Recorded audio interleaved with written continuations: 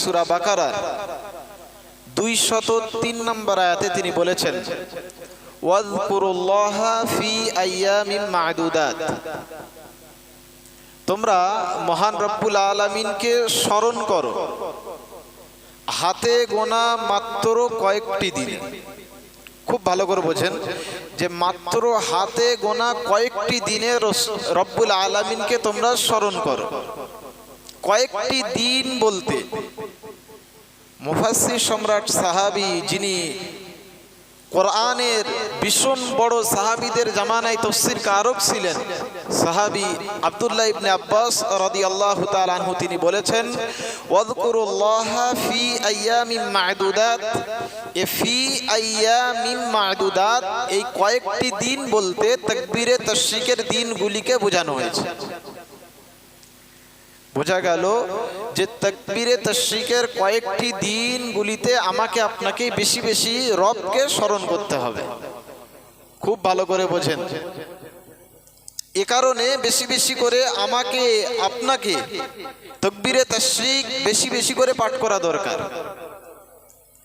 প্রথম নম্বরে আমি আপনি জানবো যে তাকবীরে তাশরিক কি বা তাকবীরে তাশরিক কাকে বলে। দ্বিতীয় নাম্বার পয়েন্টে আমি আপনি জানবো যে তাকবীরে তাশরিক এর প্রেক্ষাপট কি বা এর শানে নুজুল কি বা এ নাজিল হওয়ার কারণ কি। তৃতীয় নাম্বারে আমি আপনি জানবো যে তাকবীরে তাশরিক কোন দিনগুলিতে পড়তে হয়। চতুর্থ নাম্বারে জানবো যে তাকবীরে তাশরিক কেন পড়তে হয়। পঞ্চম নম্বরে আমি আপনি জানবো যে তাকবীরে তাশরিক কাদের জন্য পড়া দরকার বা কাদের প্রতি পড়া ওয়াজিব। এই মোট 5টি বিষয় তাকবীরে তাশরিকের, এই 5টি বিষয় সুন্দরভাবে ধারাবাহিকভাবে আলোচনা হবে। ওমা তৌফিকি ইল্লা বিল্লাহ। প্রথম নাম্বার পয়েন্টে আসেন যে তাকবীরে তাশরিক কি। এ তাকবীরে তাশরিক কি এ সম্পর্কে সাহাবী, আল্লাহ রসুলের সাহাবী আব্দুল্লাহ ইবনে মাসউদ রাদিয়াল্লাহু তাআলা আনহু, তিনি একটি হাদিসের গ্রন্থের মধ্যে তিনি বলেছেন, হাদিসের গ্রন্থের নাম মুসান্নাফ ইবনে আবি শাইবা। ওই কিতাবের মধ্যে উদ্ধৃতি দিয়ে সাহাবী আব্দুল্লাহ ইবনে মাসউদ রাদিয়াল্লাহু তাআলা আনহু তিনি বলছেন যে তাকবীরে তাশরিক বলতে বোঝায় আল্লাহু আকবার, আল্লাহু আকবার, লা ইলাহা ইল্লাল্লাহ, আল্লাহু আকবার, আল্লাহু আকবার, ওয়ালিল্লাহিল হামদ। এটাকে তাকবীরে তাশরিক বলে। দ্বিতীয় নম্বরে যে তাকবীরে তাশরিকের প্রেক্ষাপট কি, খুব সুন্দরভাবে বোঝেন।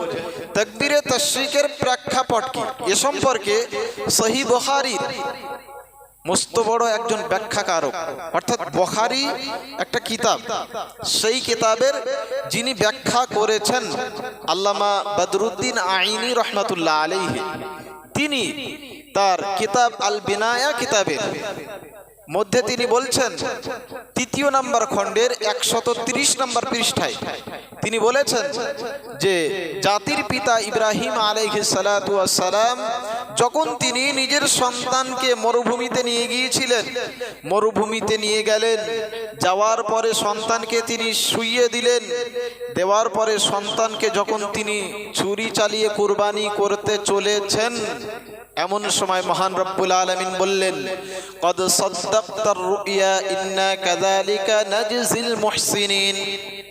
রব্বুল আলামিন জাতির পিতা ইব্রাহিম আলাইহিস সালামকে বললেন, ও ইব্রাহিম, আমি রব্বুল আলামিন বলছি, কদ সাদ্দাকতার রুইয়া, আমি তোমাকে স্বপ্নযোগে যেটা দেখিয়েছিলাম সেটা তুমি বাস্তবায়ন রূপে করতে চলেছো। আমি রব্বুল আলামিন বলছি, ইন্না কাযালিকা নাজজিল মুহসিনিন, নিশ্চয় আমি রব্বুল আলামিন মুমিনদের প্রতিদান এমন ভাবেই দিতে থাকি। জিবরিল আমিন আসমান থেকে তিনি উট নিয়ে চলে আসলেন, দুম্বা নিয়ে জমিনে চলে আসলেন। আসার পরে পিতা পুত্রের যে কর্মকাণ্ডটা তিনি দেখলেন, দেখার পরে ওই সময় জিবরিল আমিন আলাইহিস সালাতু ওয়াস সালাম ওই সময় পিতা এবং পুত্রের কর্মকাণ্ডটাকে দেখে বললেন আল্লাহু আকবার, আল্লাহু আকবার। এই আওয়াজ যখন তিনি দিয়ে দিলেন, ওই সময় জাতির পিতা ইব্রাহিম আলাইহিস সালাতু ওয়াস সালাম বলে উঠলেন লা ইলাহা ইল্লাল্লাহ। এই শব্দটুকু ইব্রাহিম আলাইহিস সালাতু ওয়াস সালাম পাঠ করলেন। জিবরিল আমিন আলাইহিস সালাতু ওয়াস সালাম বললেন আল্লাহু আকবার, আল্লাহু আকবার। আর দ্বিতীয় নম্বর বাক্য পাঠ করলেন জাতির পিতা ইব্রাহিম আলাইহিস সালাতু ওয়াস সালাম লা ইলাহা ইল্লাল্লাহ। এতটুকু শব্দ যখন পাঠ করলেন, ওই সময় সন্তান উঠে দাঁড়িয়ে গেল। দাঁড়িয়ে যাওয়ার পরে সন্তান নিজে চোখটাকে তিনি খুললেন। খোলার পরে যখন দেখলেন দুম্বা পাশে রয়েছে, জিবরিল আমিনও পাশে রয়েছেন, পিতাজিও পাশে রয়েছেন, যখন তানারা দুজনাই বললেন আল্লাহু আকবার, আল্লাহু আকবার, লা ইলাহা ইল্লাল্লাহ, যখন দুজনা এতটুকু শব্দ বাক্য পাঠ করলেন, ওই সময় সন্তান বলে উঠলেন আল্লাহু আকবার ওয়ালিল্লাহিল হামদ। এই তাকবীরে তাশরিকের এই তিনটি ভাগ করা হয়েছে। প্রথম নাম্বার শব্দ আল্লাহু আকবার, আল্লাহু আকবার, এতটুকু পাঠ করেছিলেন জিবরাইল। তারপরে লা ইলাহা ইল্লাল্লাহ এতটুকু শব্দ পাঠ করেছিলেন জাতির পিতা ইব্রাহিম আলাইহিস সালাম। তৃতীয় নম্বরে পাঠ করলেন যে পুত্র ইসমাঈল আলাইহিস সালাতু ওয়াস সালাম। তাহলে আপনার তাকবীরে তাশরিকের এই তিনটি বিষয় বা তিনটে জিনিস একত্রিত করে নিয়ে ইব্রাহিম আলাইহিস সালাতু ওয়াস সালাম যখন তিনি সন্তানকে কুরবানি দিচ্ছিলেন, তখন এই তাকবীরে তাশরিকটি জিবরিল আমিন আলাইহিস সালাতু ওয়াস সালাম এসে শুরু করে দিয়ে গিয়েছিলেন। বোঝা গেল তাকবীরে তাশরিক এর প্রেক্ষাপট হলো ইব্রাহিম আলাইহিস সালাতু ওয়াস সালাম যখন সন্তানকে কুরবানি দিয়েছিলেন, তখন থেকে তাকবীরে তাশরিকটি পাঠ করা হয়। তৃতীয় নম্বরে আসুন, তাকবীরে তাশরিক কোন কোন দিনগুলিতে পড়তে হবে এ সম্পর্কে মনে রাখা দরকার।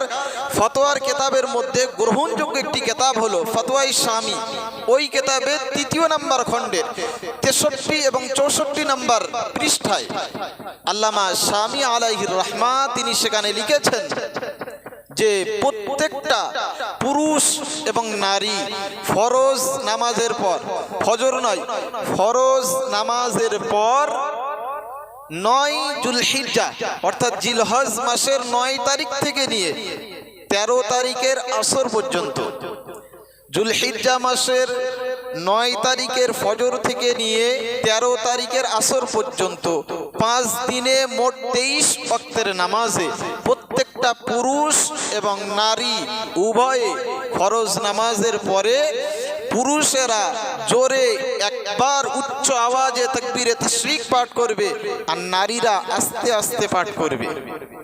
বোঝা গেল এই 2025 সাল অনুযায়ী 6 জুন মাসের 6 তারিখের ফজর থেকে নিয়ে 10 তারিখের আসর পর্যন্ত, জুন মাসের 6 তারিখের ফজর থেকে শুরু করে নিয়ে আপনার 10 তারিখের আসর পর্যন্ত প্রত্যেকটা মুমিন মুমিনাত অর্থাৎ প্রত্যেক নারী এবং পুরুষ জামাতের সঙ্গে বলুন আর একা একই বলুন, প্রত্যেকের পড়া ওয়াজিব। কোন কোন দিনগুলিতে পড়তে হয় বুঝে নিলাম। চতুর্থ নম্বরে আগিয়ে চলে, তাকবীরে তাশরিক কেন পাঠ করতে হয়? খুব গভীর মনোযোগ দিয়ে শোনেন। চতুর্থ নম্বরে আমাকে আপনাকে মনে রাখতে হবে কেন আমি আপনি তাকবীরে তাশরিক গুলি পাঠ করব। প্রথম নম্বর কারণ হলো আমরা মুসলমান, ভারতীয় মুসলমান, আমরা প্রত্যেকেই হজে যাওয়ার সামর্থ্য রাখি নাই। আমরা সামর্থ্য নেই বলে আমরা প্রত্যেকে হজ মোবারকে যেতে পারি নাই। অথচ আমাদের এখান থেকে বলুন রাজ্যের বিভিন্ন প্রান্ত থেকে লাব্বাইক আল্লাহুম্মা লাব্বাইক লা শারীকা লাকা লাব্বাইক ইন্নাল হামদা ওয়ান নি'মাতা লাকা ওয়াল মুলক লা শারীকা লাক বলতে বলতে হাজিরা এখান থেকে কাবা বাইতুল্লাহতে পৌঁছে গিয়েছেন। তারা সুন্দরভাবে তালবিয়া পাঠ করতে করতে করতে সেখানে রয়েছেন, তারা রবের দরবারে গিয়েছেন, রবকে তারা উপস্থিত হয়েছেন, সে বার্তা তারা পৌঁছে দিয়েছেন। আমাদের জন্য আমাদের পূর্বের ওলামায়ে কেরামেরা বলে গেছেন, এই হজের মাসে প্রত্যেকটা মুসলমানেরা যেন এই ঈদের দিন অর্থাৎ ঈদুল আযহা আসার পূর্বে পূর্বে তারা যেন বুঝতে পারে যে তাকবীরে তাশরিকগুলো পাঠ করে যেন রবের কাছে পৌঁছে দেয়। আমাদের সামর্থ্য হয় নাই, আমরা কাবা বাইতুল্লাহতে যেতে পারি নাই, কিন্তু আমরা এখান থেকে তাকবীরে তাশরিকগুলি পড়ে পড়ে রব্বুল আলামিনের শুকরিয়া আমরা জ্ঞাপন করি। আমরা এখান থেকে তাকবীরে তাশরিকগুলি আগে আগে পড়ে যাতে করে হাজিরা তারা সুন্দরভাবে তালবিয়া পাঠ করে করে তারা রবের কাছে পৌঁছে যাচ্ছে। আমরা যেতে পারি নাই, আমাদের সামর্থ্য নাই, আমাদের অর্থ নাই, আমরা যেতে পারি নাই। ঠিক আছে, আমরা তাকবীরে তাশরিক এখানেই পাঠ করি। ও মুসলমানেরা, খুব সুন্দরভাবে আমাকে আপনাকে বুঝতে হবে। হাজিরা লাব্বাইক লাব্বাইক বলতে বলতে কাবা বাইতুল্লাহতে পৌঁছে গেছেন। তারা পৌঁছে গিয়ে তারা শুকরিয়া আদায় করে রবের তাসবিহ পড়ে সুন্দরভাবে তারা সওয়াবগুলো অর্জন করেছেন। আমাদের পূর্বের ওলামায়ে কেরামেরা বলে গেছেন, বিভিন্ন প্রান্তের মানুষেরা যদি তাকবীরে তাশরিক পাঠ করতে পারে, তাকবীরে তাশরিক যুলহিজ্জা মাসে পাঠ করে, হাজিরা লাব্বাইক বলে যে সওয়াব অর্জন করেছে, অন্যান্য প্রান্তের মুসলমানেরাও তাকবীরে তাশরিক পাঠ করে ও সেই সওয়াব আমার আল্লাহ তাদের আমল নামাতে দিয়ে দেবে। বুঝা গেল? তাকবীরে তাশরিক পাঠ করলে, হাজিরা লাব্বাইক বললে যেমন সওয়াব অর্জন করছেন, আমরা তাকবীরে তাশরিক পাঠ করে এখানেও তেমন সওয়াব অর্জন করব। আসুন আরো এক ভাগে এগিয়ে যাই। তাকবীরে তাশরিক কাদের পড়া দরকার বা কাদের পড়া ওয়াজিব?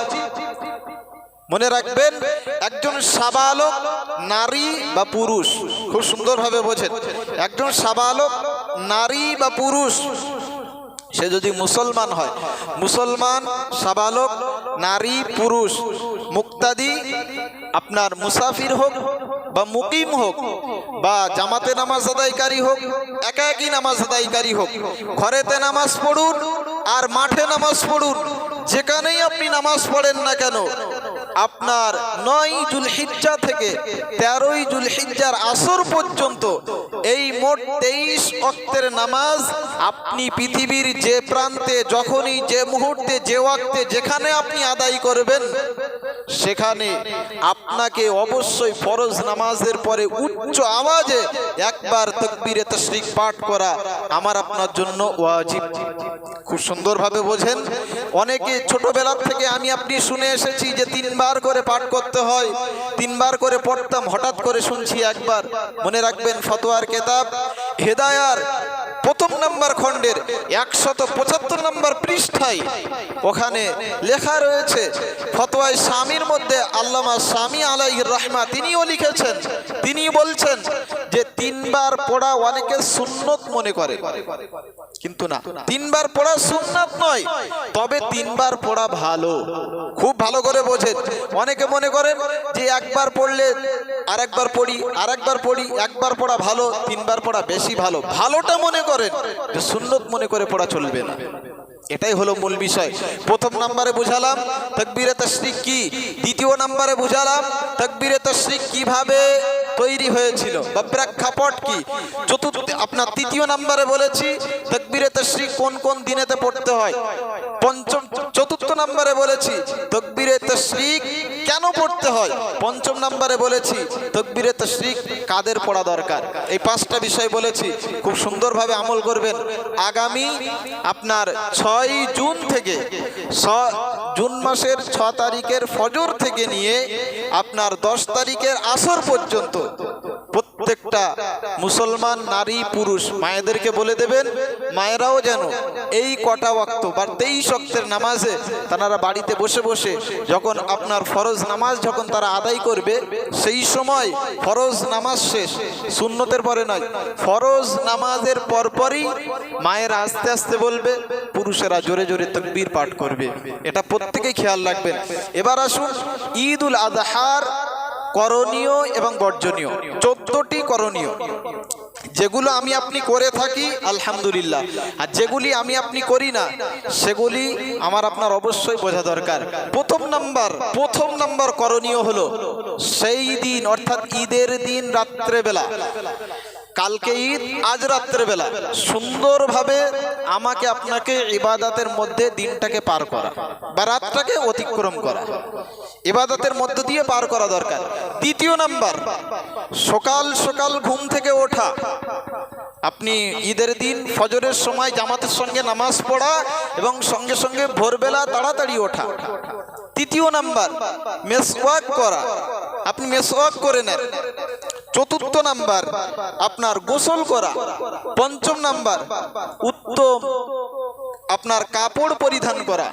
আপনার 6 নাম্বার, শরিয়াত সম্মত সাজগোজ হওয়া দরকার। 7 নাম্বার, আতর ব্যবহার করা। 8 নাম্বার, কিছু না খেয়ে ঈদগাহে আসা। ঈদুল ফিতর আর ঈদুল আজহার মধ্যে এই একটি বিশাল বড় পার্থক্য। আমরা ঈদগাহে আসব কিছু না খেয়ে, খেয়ে নয়, কিছু না খেয়ে আমি আপনি ঈদগাহে আসব এই ঈদে অর্থাৎ ঈদুল আজহায়, এটা খেয়াল রাখবেন। তারপরে 9 নাম্বার, আপনার ঈদগাহে হেঁটে হেঁটে আসা, পায়ে হেঁটে আসা। আমরা অনেকে যানবাহনে আসি না, আস্তে আস্তে পায়ে হেঁটে আসা। তারপরে 10 নাম্বার, ঈদুল আজহার দিনে ময়দানে যখন আসবেন তখন বাচ্চাদেরকে একটু বোঝে এমন বাচ্চাদের সঙ্গে করে নিয়ে আসবেন। আস্তে আস্তে তাকবীরে তাশরিক পাঠ করতে করতে আস্তে আস্তে আসবেন। তারপরে 11 নাম্বার, ঈদগাহে এক রাস্তা দিয়ে যাওয়া আর এক রাস্তা দিয়ে বাড়িতে আসা। 12 নাম্বার, পশু কুরবানি করার পর আপনার শরীরের অতিরিক্ত চুল এবং নখগুলো কেটে ফেলা, অর্থাৎ অবাঞ্ছিত লোম এবং হাতের নখগুলি কেটে ফেলা। যেগুলি আপনি রেখে দিয়েছেন সেগুলি আপনার যখন কুরবানি হয়ে যাবে তারপরে কেটে ফেলা। 13 নাম্বার, ঈদের নামাজের পর কুরবানি করে নিয়ে তারপরে সেই গরু জবাহ করে তার গোশত খাওয়া হলো সুন্নাত। 14 নাম্বার, একে অপরকে দোয়া দেওয়া এবং তোহফা বিনিময় করা। এটা 14 নাম্বার। বোঝা গেল কয়েকটি বিষয় এখানে উল্লেখ করেছি। ঈদের দিনে খাবেন কখন, কুরবানি করলেন, করার পরে যে গরু আপনি কুরবানি করলেন সেই গরুর গোশত খাওয়া, এটা হলো সুন্নাত। এখন সেই গরুর গোশত খেতে গেলে তো আসরের সময় পার হয়ে যাবে। এখন বলা বাহুল্য এটাই মনে রাখবেন, আল্লাহর হাবিব সাল্লাল্লাহু আলাইহি ওয়াসাল্লাম তানার জামানায় তিনি আপনার দুম্বা বলুন আর যা তিনি জবাহ করতেন, কুরবানি দিতেন, সেই কুরবানির গোশত তিনি সর্বপ্রথম ঈদের দিনে ভক্ষণ করতেন। কেন করবেন না? কেন করবেন না? রব্বুল আলামিন কোরআন মাজিদের মধ্যে তিনি বলে দিয়েছেন, তিনি জানিয়ে দিয়েছেন যে তোমরা নিজেরা খাও, পড়োশীদেরকে খাওয়াও। আর আমরা কুরবানি করি, খুব সুন্দরভাবে বোঝেন এই মাসআলাটা আমরা অনেকে ভুল করি। আমি আপনাকে যখন জিজ্ঞাসা করব যে ভাই কুরবানি দিচ্ছি না, তা বলে হ্যাঁ দিচ্ছি, বলে কার কার নামে? তখন প্রথমে নাম দেয় রসুলুল্লাহর নাম। আচ্ছা, রসুলুল্লাহর নামে কুরবানি, দাদার নামে, নানার নামে, খালার নামে, নিজের নামে, ছেলের নামে, মেয়ের নামে, ঠিক নামের একটা সাতটা লিস্ট তৈরি হয়। খুব ভালো করে বোঝেন, 7টা লিস্ট আমি আপনি তৈরি করি, করে নিয়ে হুজুরের হাতে দিয়ে দিই যে এদের নামে কুরবানি হবে।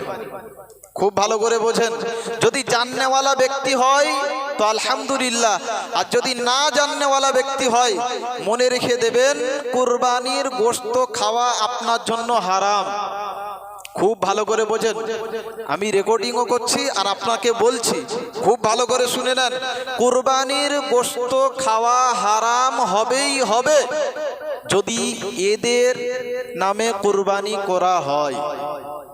কুরবানি হবে তো শুধুমাত্র রবের নামেই কুরবানি হবে।